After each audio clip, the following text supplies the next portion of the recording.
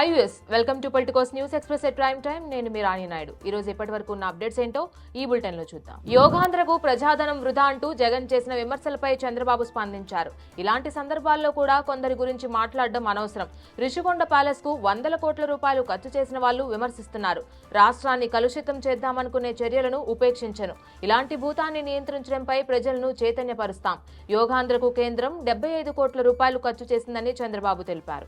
యోగా దినోత్సవం సందర్భంగా వైసీపీ అధినేత జగన్ ప్రజలకు శుభాకాంక్షలు తెలిపారు. ట్విట్టర్ వేదికగా ఆయన స్పందిస్తూ ప్రశాంతతను పెంపొందించడానికి యోగా ఎంతగానో సహాయపడుతుందని చెప్పారు. యోగా మన శరీరం, ఆత్మ రెండింటిపై కూడా పనిచేస్తుందని తెలిపారు. అలాంటి యోగాను మన జీవితంలో ఒక భాగంగా చేసుకుందామని పిలుపునిచ్చారు. ప్రతిరోజు కాసేపు యోగా చేద్దామని సూచించారు. క్వారీ యాజమానిని బెదిరించిన కేసులో హుజారాబాద్ బారాసా ఎమ్మెల్యే పాడి కౌశిక్ రెడ్డిని పోలీసులు అరెస్ట్ చేసిన సంగతి తెలిసిందే. సుబేదారి పోలీస్ స్టేషన్ నుంచి వైద్య పరీక్షల నిమిత్తం అతన్ని వరంగల్ ఎంజీఎం ఆసుపత్రికి తరలించారు. వైద్య పరీక్షలు ముగిసిన తర్వాత కోర్టులో హాజరుపరచనున్నారు.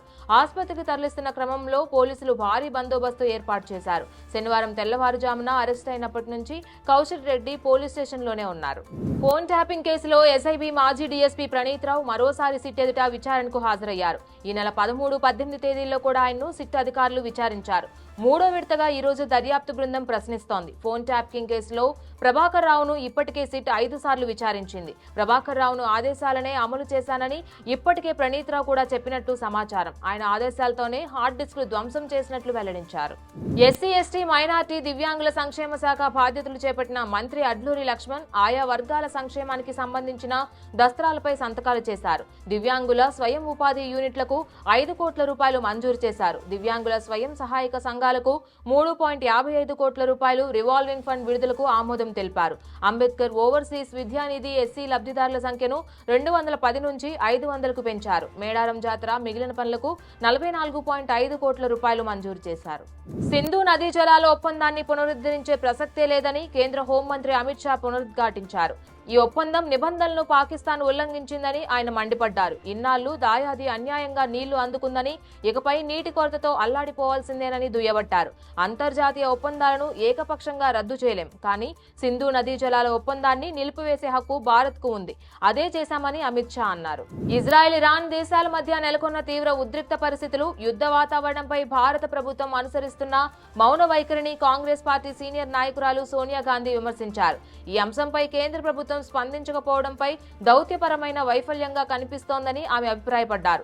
ఇది భారతదేశం యొక్క నైతిక, వ్యూహాత్మక సంప్రదాయాలకు విరుద్ధంగా ఉందని ఆమె పేర్కొన్నారు. గుజరాత్ లోని అహ్మదాబాద్ నుంచి లండన్ కు బయలుదేరిన air India Boeing 787-8 dream liner ఇటీవల కుప్పకూలి మంటల్లో దగ్ధమైన సంగతి తెలిసిందే. ఈ ప్రమాదంలో పలువురు ప్రాణాలు కూడా కోల్పోయారు. ఈ నేపథ్యంలోనే directorate general of civil aviation కీలక నిర్ణయం తీసుకున్నట్లు తెలుస్తోంది.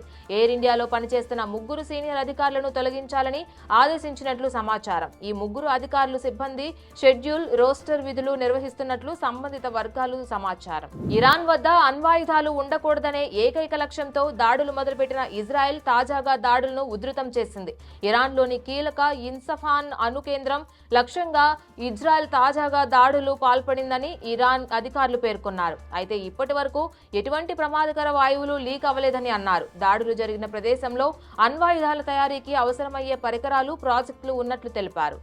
భారత్ పాక్ల మధ్య తానే యుద్ధం ఆపానని అమెరికా అధ్యక్షుడు డొనాల్డ్ ట్రంప్ మళ్లీ పాతపాటే పాడారు. తాను ఇలా ఎన్ని దేశాల మధ్య యుద్ధాలు ఆపినా తనకు నోబెల్ శాంతి బహుమతి రాదని ఆయన నైరాస్యం వ్యక్తం చేశారు. నోబెల్ శాంతి బహుమతి 2026కి ట్రంప్ పేరును పాక్ ప్రభుత్వం ప్రతిపాదించింది. అయితే భారత్ పాక్ల మధ్య లేదా సెర్బియా, కొసావో మధ్య యుద్ధాలను ఆపినందుకు తనకు నోబెల్ శాంతి బహుమతి లభించిందని అసహనం వ్యక్తం చేశారు. ఇంగ్లాండ్తో టెస్ట్ మ్యాచ్ సందర్భంగా శుభ్మన్ గిల్ నలుపు రంగు సాక్సులు వేసుకున్నాడు.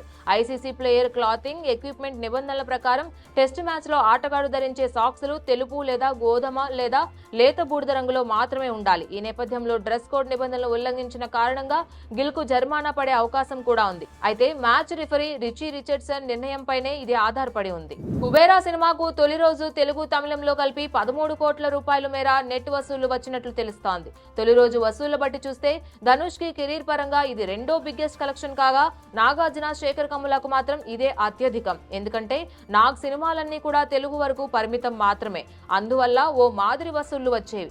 ఇక దర్శకుడు కమ్ముల ఇప్పటి వరకు సింపుల్ బడ్జెట్ మూవీస్ తీస్తూ వచ్చాడు కాబట్టి ఈ వసూళ్లు వీళ్లకు ఉత్సాహాన్ని ఇస్తాయనడంలో ఎలాంటి సందేహం లేదు.